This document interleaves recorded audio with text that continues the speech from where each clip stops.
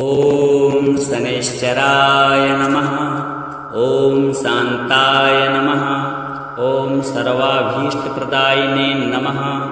ॐ शरण्याय नमः। ॐ वरेण्याय नमः। ॐ सर्वेशाय नमः। ॐ सौम्याय नमः। ॐ सुरवन्द्याय नमः। ॐ सुरलोकविहारिणे नमः। ॐ सुखासनोपविष्टाय नमः। ॐ सुन्दराय नमः।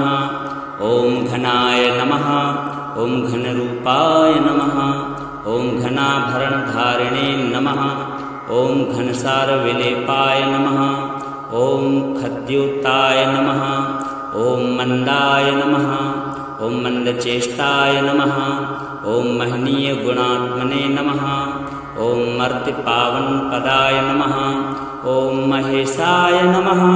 ॐ छायापुत्राय नमः। ॐ सर्वाय नमः। ॐ सत्तूणीरधारिणे नमः। ॐ चरस्थिरस्वभावाय नमः।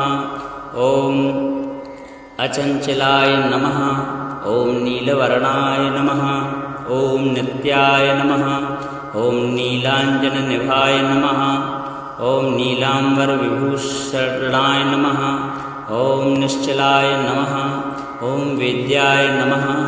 ॐ विधिरूपाय नमः। ॐ विरोधाधारभूमये नमः। ॐ भेदास्पदस्वभावाय नमः। ॐ वज्रदेहाय नमः। ॐ वैराग्यदाय नमः। ॐ वीराय नमः। ॐ वीतरोगभयाय नमः। ॐ विपत्परम्परेशाय नमः। ॐ विश्ववन्द्याय नमः। ॐ गृध्नवाहाय नमः। ॐ गूढाय नमः। ॐ कूर्माङ्गाय नमः। ॐ कुरूपिणे नमः। ॐ कुत्सिताय नमः। ॐ गुणाढ्याय नमः। ॐ गोचराय नमः। ॐ अविद्यामूलनाशाय नमः। ॐ विद्यास्वरूपिणे नमः। ॐ आयुष्यकारणाय नमः। ॐ आपदुद्धर्त्रे नमः। ॐ विष्णुभक्ताय नमः। ॐ वसने नमः। ॐ विविधागमवेदिने नमः। ॐ विधिस्तुत्याय नमः। ॐ वन्द्याय नमः। ॐ विरूपाक्षाय नमः। ॐ वरिष्ठाय नमः। ॐ गरिष्ठाय नमः। ॐ वज्राङ्कुशधराय नमः। ॐ वरदाभयहस्ताय नमः। ॐ वामनाय नमः। ॐ ज्येष्ठापत्नीसमेताय नमः। ॐ श्रेष्ठाय नमः। ॐ मितभाषणे नमः। ॐ कष्टौघनाशकर्त्रे नमः। ॐ पुष्टिदाय नमः। ॐ स्तुत्याय नमः। ॐ स्तोत्रगम्याय नमः। ॐ भक्तिवत्स्याय नमः। ॐ भानवे नमः। ॐ भानुपुत्राय नमः। ॐ भव्याय नमः। ॐ पावनाय नमः। ॐ धनुर्मण्डलसंस्थाय नमः। ॐ धनदाय नमः। ॐ धनुष्मते नमः। ॐ तनुप्रकाशदेहाय नमः।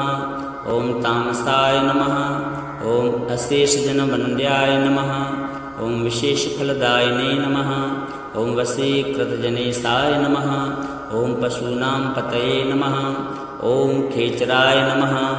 ॐ खगेशाय नमः। ॐ घननीलाम्बराय नमः। ॐ काठिन्यमानसाय नमः। ॐ आर्यगणस्तुत्याय नमः। ॐ नीलच्छत्राय नमः। ॐ नित्याय नमः। ॐ निर्गुणाय नमः। ॐ गुणात्मने नमः। ॐ निरामयाय नमः। ॐ निन्द्याय नमः। ॐ वन्दनीयाय नमः। ॐ धीराय नमः। ॐ दिव्यदेहाय नमः। ॐ दीनार्तिहरणाय नमः। ॐ दैत्यनाशकराय नमः। ॐ आर्यजनगण्याय नमः। ॐ क्रूराय नमः। ॐ क्रूरचेष्टाय नमः। ॐ कामक्रोधकराय नमः। ॐ कलत्रपुत्रशत्रुत्वकारणाय नमः। ॐ परिपोषितभक्ताय नमः। ॐ परभीतिहराय नमः। ॐ भक्तसङ्घमनोभीष्टफलदाय नमः। ॐ शनैश्चराय नमः। ॐ शान्ताय नमः। ॐ सर्वाभीष्टप्रदायिने नमः।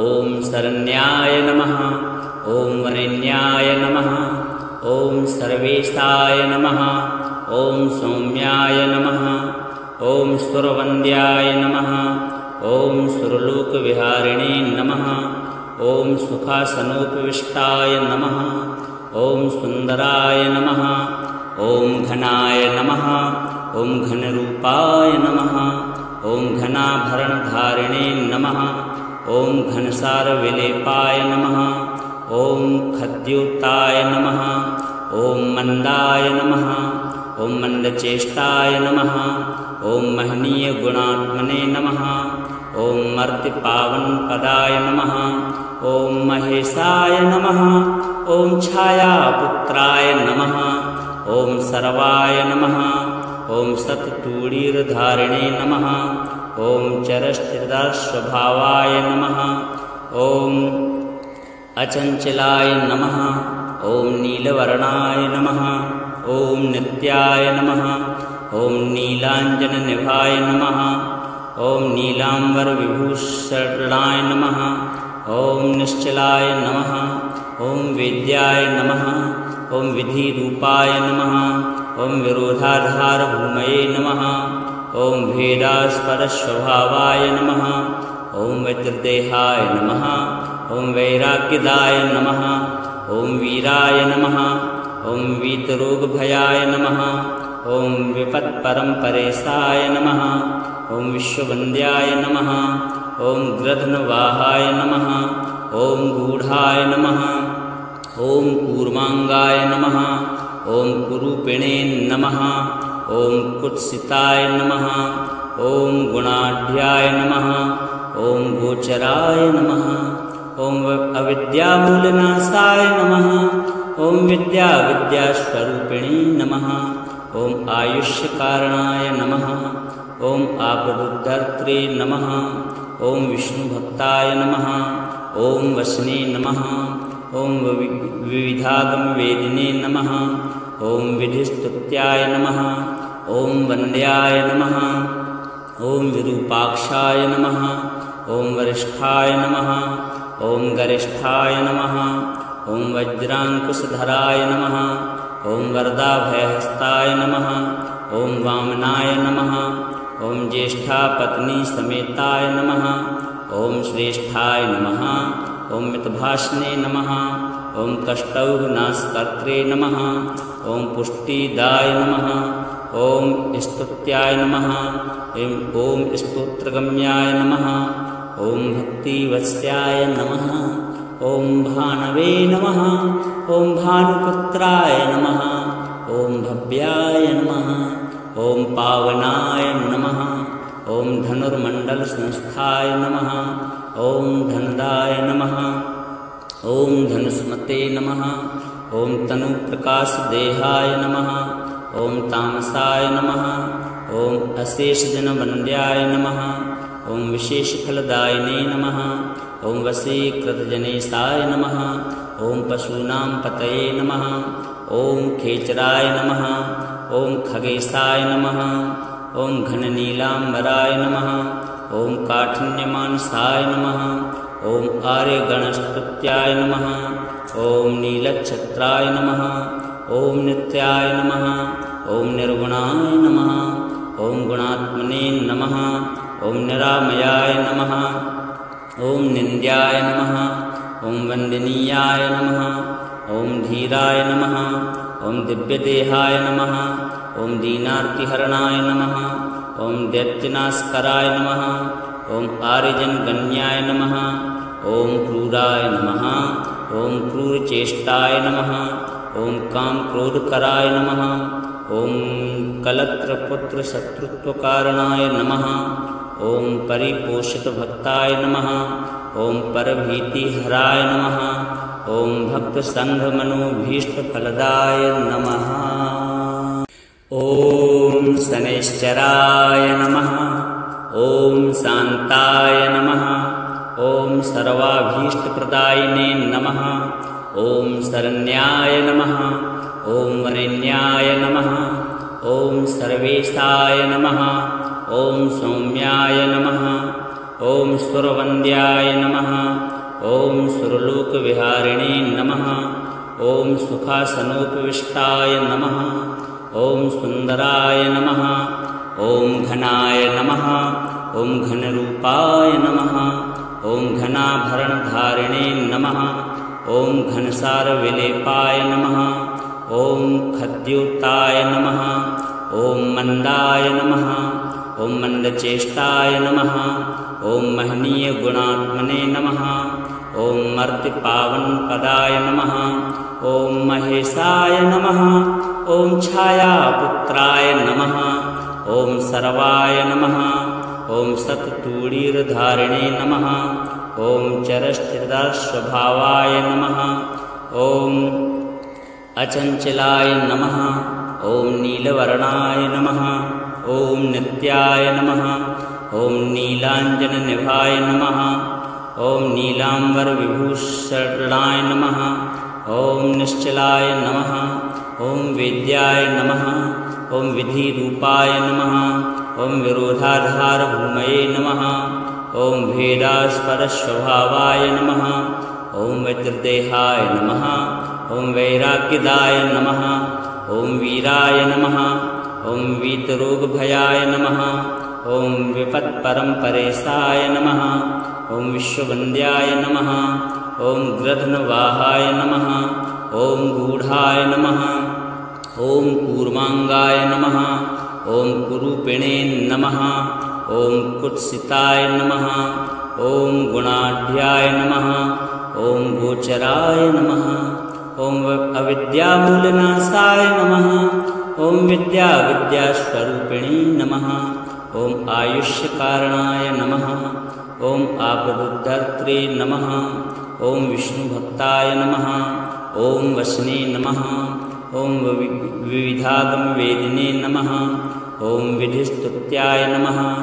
ॐ वन्द्याय नमः। ॐ विरूपाक्षाय नमः। ॐ वरिष्ठाय नमः। ॐ गरिष्ठाय नमः। ॐ वज्राङ्कुशधराय नमः। ॐ वरदाभयहस्ताय नमः। ॐ वामनाय नमः। ॐ ज्येष्ठापत्नीसमेताय नमः। ॐ श्रेष्ठाय नमः। ॐ मितभाषणे नमः।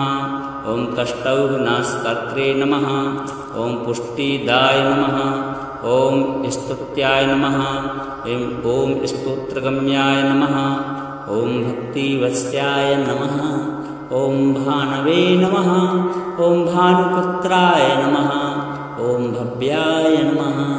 ॐ पावनाय नमः। ॐ धनुर्मण्डलसंस्थाय नमः। ॐ धनदाय नमः। ॐ धनुष्मते नमः। ॐ तनुप्रकाशदेहाय नमः। ॐ तामसाय नमः। ॐ अशेषजनवन्द्याय नमः। ॐ विशेषफलदायिने नमः। ॐ वशीकृतजनेशाय नमः। ॐ पशूनां पतये नमः। ॐ खेचराय नमः। ॐ खगेशाय नमः। ॐ घननीलाम्बराय नमः। ॐ काठिन्यमानसाय नमः। ॐ आर्यगणस्तुत्याय नमः। ॐ नीलच्छत्राय नमः। ॐ नित्याय नमः। ॐ निर्गुणाय नमः। ॐ गुणात्मने नमः। ॐ निरामयाय नमः। ॐ निन्द्याय नमः।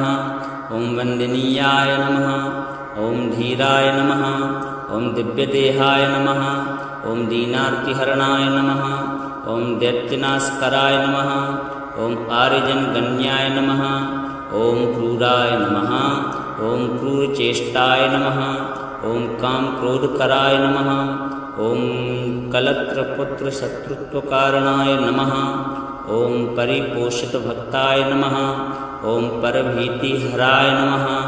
ॐ भक्तसङ्घमनोभीष्टफलदाय नमः। ॐ शनैश्चराय नमः। ॐ शान्ताय नमः।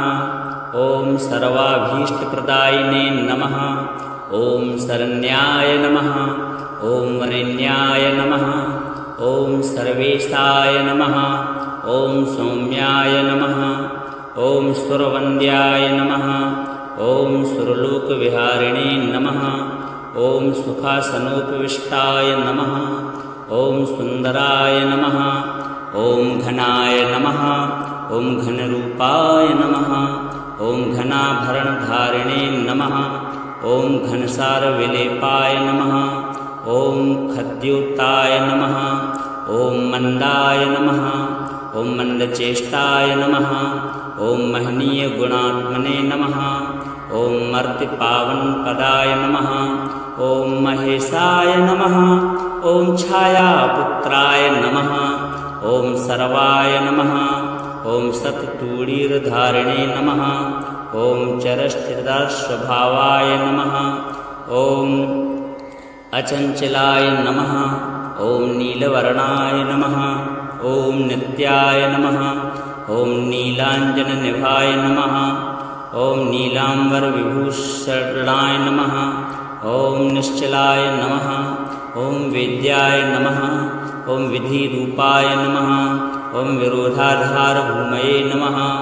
ॐ भेदास्पदस्वभावाय नमः ॐ वज्रदेहाय नमः ॐ वैराग्यदाय नमः ॐ वीराय नमः ॐ वीतरोगभयाय नमः ॐ विपत्परम्परेशाय नमः ॐ विश्ववन्द्याय नमः ॐ गृध्नवाहाय नमः ॐ गूढाय नमः ॐ कूर्मांगाय नमः ॐ कुरूपिणे नमः ॐ कुत्सिताय नमः ॐ गुणाढ्याय नमः ॐ गोचराय नमः ॐ अविद्यामूलनाशाय नमः ॐ विद्यास्वरूपिणे नमः ॐ आयुष्यकारणाय नमः ॐ आपदुद्धर्त्रे नमः ॐ विष्णुभक्ताय नमः ॐ वसने नमः ॐ विविधागमवेदिने नमः ॐ विधिस्तुत्याय नमः ॐ वन्द्याय नमः ॐ विरूपाक्षाय नमः ॐ वरिष्ठाय नमः ॐ गरिष्ठाय नमः ॐ वज्राङ्कुशधराय नमः ॐ वरदाभयहस्ताय नमः ॐ वामनाय नमः ॐ ज्येष्ठापत्नीसमेताय नमः ॐ श्रेष्ठाय नमः ॐ मितभाषणे नमः ॐ कष्टौघनाशकर्त्रे नमः ॐ पुष्टिदाय नमः ॐ स्तुत्याय नमः ॐ स्तोत्रगम्याय नमः ॐ भक्तिवत्स्याय नमः ॐ भानवे नमः ॐ भानुपुत्राय नमः ॐ भव्याय नमः ॐ पावनाय नमः ॐ धनुर्मण्डलसंस्थाय नमः ॐ धनदाय नमः ॐ धनुस्मते नमः ॐ तनुप्रकाशदेहाय नमः ॐ तामसाय नमः ॐ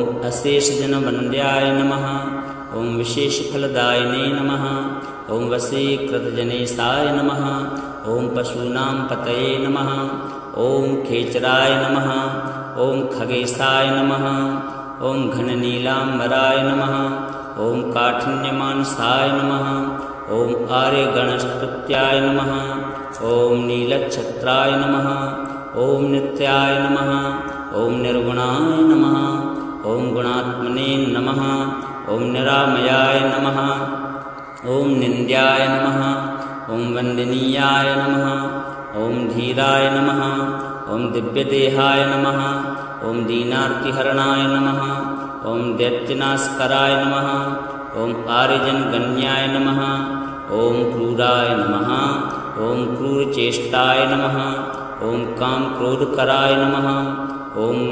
कलत्रपुत्रशत्रुत्वकारणाय नमः ॐ परिपोषितभक्ताय नमः ॐ परभीतिहराय नमः ॐ भक्तसङ्घमनोभीष्टफलदाय नमः ॐ शनैश्चराय नमः ॐ शान्ताय नमः ॐ सर्वाभीष्टप्रदायिने नमः ॐ शरण्याय नमः ॐ वरेण्याय नमः ॐ सर्वेशाय नमः ॐ सौम्याय नमः ॐ सुरवन्द्याय नमः ॐ सुरलोकविहारिणे नमः ॐ सुखासनोपविष्टाय नमः ॐ सुन्दराय नमः ॐ घनाय नमः ॐ घनरूपाय नमः ॐ घनाभरणधारिणे नमः ॐ घनसारविलेपाय नमः ॐ खद्योताय नमः ॐ मन्दाय नमः ॐ मन्दचेष्टाय नमः ॐ महनीयगुणात्मने नमः ॐ मर्तिपावनपदाय नमः ॐ महेशाय नमः ॐ छायापुत्राय नमः ॐ सर्वाय नमः ॐ सत्तूणीरधारिणे नमः ॐ चरस्थिरस्वभावाय नमः ॐ अचञ्चलाय नमः ॐ नीलवर्णाय नमः ॐ नित्याय नमः ॐ नीलाञ्जननिभाय नमः ॐ नीलाम्बरविभूषणाय नमः ॐ निश्चलाय नमः ॐ वेद्याय नमः ॐ विधिरूपाय नमः ॐ विरोधाधारभूमये नमः ॐ भेदास्पदस्वभावाय नमः ॐ वज्रदेहाय नमः ॐ वैराग्यदाय नमः ॐ वीराय नमः ॐ वीतरोगभयाय नमः ॐ विपत्परम्परेशाय नमः ॐ विश्ववन्द्याय नमः ॐ गृध्नवाहाय नमः ॐ गूढाय नमः ॐ कूर्माङ्गाय नमः ॐ कुरूपिणे नमः ॐ कुत्सिताय नमः ॐ गुणाढ्याय नमः ॐ गोचराय नमः ॐ अविद्यामूलनाशाय नमः ॐ विद्यास्वरूपिणे नमः ॐ आयुष्यकारणाय नमः ॐ आपदुद्धर्त्रे नमः ॐ विष्णुभक्ताय नमः ॐ वसने नमः ॐ विविधागमवेदिने नमः ॐ विधिस्तुत्याय नमः ॐ वन्द्याय नमः ॐ विरूपाक्षाय नमः ॐ वरिष्ठाय नमः ॐ गरिष्ठाय नमः ॐ वज्राङ्कुशधराय नमः ॐ वरदाभयहस्ताय नमः ॐ वामनाय नमः ॐ ज्येष्ठापत्नीसमेताय नमः ॐ श्रेष्ठाय नमः ॐ मितभाषणे नमः ॐ कष्टौघनाशकर्त्रे नमः ॐ पुष्टिदाय नमः ॐ स्तुत्याय नमः ॐ स्तोत्रगम्याय नमः ॐ भक्तिवत्स्याय नमः ॐ भानवे नमः ॐ भानुपुत्राय नमः ॐ भव्याय नमः ॐ पावनाय नमः ॐ धनुर्मण्डलसंस्थाय नमः ॐ धनदाय नमः ॐ धनुष्मते नमः ॐ तनुप्रकाशदेहाय नमः ॐ तामसाय नमः ॐ अशेषजनवन्द्याय नमः ॐ विशेषफलदायिने नमः ॐ वशीकृतजनेशाय नमः ॐ पशूनां पतये नमः ॐ खेचराय नमः ॐ खगेशाय नमः ॐ घननीलाम्बराय नमः ॐ काठिन्यमानसाय नमः ॐ आर्यगणस्तुत्याय नमः ॐ नीलच्छत्राय नमः ॐ नित्याय नमः ॐ निर्गुणाय नमः ॐ गुणात्मने नमः ॐ निरामयाय नमः ॐ निन्द्याय नमः ॐ वन्दनीयाय नमः ॐ धीराय नमः ॐ दिव्यदेहाय नमः ॐ दीनार्तिहरणाय नमः ॐ दैत्यनाशकराय नमः ॐ आर्यजनगण्याय नमः ॐ क्रूराय नमः ॐ क्रूरचेष्टाय नमः ॐ कामक्रोधकराय नमः ॐ कलत्रपुत्रशत्रुत्वकारणाय नमः ॐ परिपोषितभक्ताय नमः ॐ परभीतिहराय नमः ॐ भक्तसङ्घमनोभीष्टफलदाय नमः ॐ शनैश्चराय नमः ॐ शान्ताय नमः ॐ सर्वाभीष्टप्रदायिने नमः ॐ शरण्याय नमः ॐ वरेण्याय नमः ॐ सर्वेशाय नमः ॐ सौम्याय नमः ॐ सुरवन्द्याय नमः ॐ सुरलोकविहारिणे नमः ॐ सुखासनोपविष्टाय नमः ॐ सुन्दराय नमः ॐ घनाय नमः ॐ घनरूपाय नमः ॐ घनाभरणधारिणे नमः ॐ घनसारविलेपाय नमः ॐ खद्योताय नमः ॐ मन्दाय नमः ॐ मन्दचेष्टाय नमः ॐ महनीयगुणात्मने नमः ॐ मर्तिपावनपदाय नमः ॐ महेशाय नमः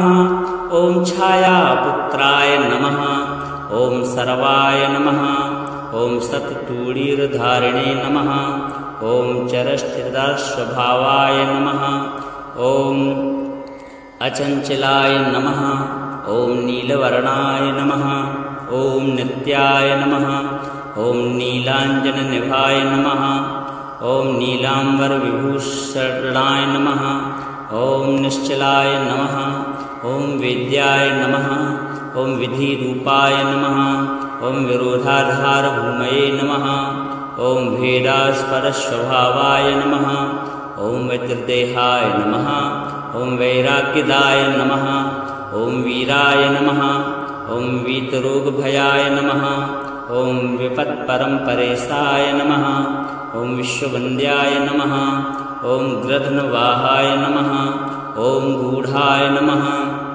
ॐ कूर्माङ्गाय नमः ॐ कुरूपिणे नमः ॐ कुत्सिताय नमः ॐ गुणाढ्याय नमः ॐ गोचराय नमः ॐ अविद्यामूलनाशाय नमः ॐ विद्यास्वरूपिणे नमः ॐ आयुष्यकारणाय नमः ॐ आपदुद्धर्त्रे नमः ॐ विष्णुभक्ताय नमः ॐ वसने नमः ॐ विविधागमवेदिने नमः ॐ विधिस्तुत्याय नमः ॐ वन्द्याय नमः ॐ विरूपाक्षाय नमः ॐ वरिष्ठाय नमः ॐ गरिष्ठाय नमः ॐ वज्राङ्कुशधराय नमः ॐ वरदाभयहस्ताय नमः ॐ वामनाय नमः ॐ ज्येष्ठापत्नीसमेताय नमः ॐ श्रेष्ठाय नमः ॐ मितभाषणे नमः ॐ कष्टौघनाशकर्त्रे नमः